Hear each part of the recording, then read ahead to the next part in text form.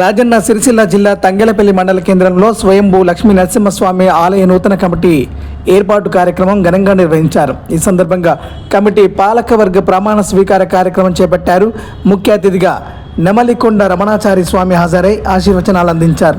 నూతన ఆలయ అధ్యక్షుడు బండి చైతన్య దైవసాక్షిగా ప్రమాణ స్వీకారం చేసి రాబోయే 5 సంవత్సరాలలో తంగెలపల్లి లక్ష్మీ నరసింహస్వామి ఆలయాన్ని యాదగిరిగుట్ట తరహాలో అభివృద్ధి చేస్తారని తెలిపారు. భక్తుల సౌకర్యాలు, ఆలయ అభివృద్ధి పనులకు ప్రాధాన్యమిస్తారని పేర్కొన్నారు. మాజీ అధ్యక్షుడు మచ్చ శ్రీనివాస్ మాట్లాడుతూ ఆలయ అభివృద్ధికి తన వంతు సహకారం ఎల్లప్పుడూ కొనసాగుతుందని తెలిపారు. అలాగే మొట్టమొదటి ఏర్పడిన కమిటీ అధ్యక్షుడు కోడి అంతయ్య మాట్లాడుతూ తన హయాంలో 50 రూపాయల సభ్యత్వంతో ప్రారంభమై 40,000 సభ్యత్వాల వరకు పెరిగిందని గుర్తు చేశారు. ఆలయ అభివృద్ధి కోసం తన సొంత ఖర్చుతో కూడా ఎన్నో పనులు చేపట్టినట్టు వెల్లడించారు. ఈ కార్యక్రమంలో ఆలయ కమిటీ సభ్యులు, భక్తులు, గ్రామ పెద్దలు పాల్గొని కార్యక్రమాన్ని విజయవంతం చేశారు. ఓం పశోగుక్షమహ్యమావహం చ జీవనం చ దిశో దిశా. ఓం దీపరాజాయ నమః. ఓం రం జగజ్యోతిరూపాయ నమః.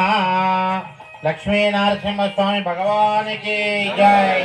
భగవానికి గోవింద గోవింద. భగవద్బంధులారా, ఈనాడు ఒక భగవంతుని సేవకై ఇక్కడ వేదిక మీద ఆసీనమైంది. కృపా కటాక్షాలతో వాళ్లకు ఈ 2 సంవత్సరాలు మీ అందరి సహకారంతో సేవ చేసేటువంటి ఒక అదృష్టం వాళ్ళకు కలిగింది. భగవంతుడు వాళ్లకు చక్కటి ఆయురారోగ్యాలు, శక్తిని ఇస్తూ మీ అందరి సహాయ సహకారాలు వాళ్ళకు అందిస్తూ ఈ ఆలయాన్ని మరింత అభివృద్ధి పథంగా నడిపే విధంగా మనకు ఈనాడు ఈ పాలకవర్గంలో శ్రీ లక్ష్మీ నరసింహస్వామి దేవాలయ నూతన పాలకవర్గంలో అధ్యక్షులుగా శ్రీమాన్ బండి చైతన్య గారు వారు ప్రమాణ స్వీకారాన్ని చేస్తున్నారు.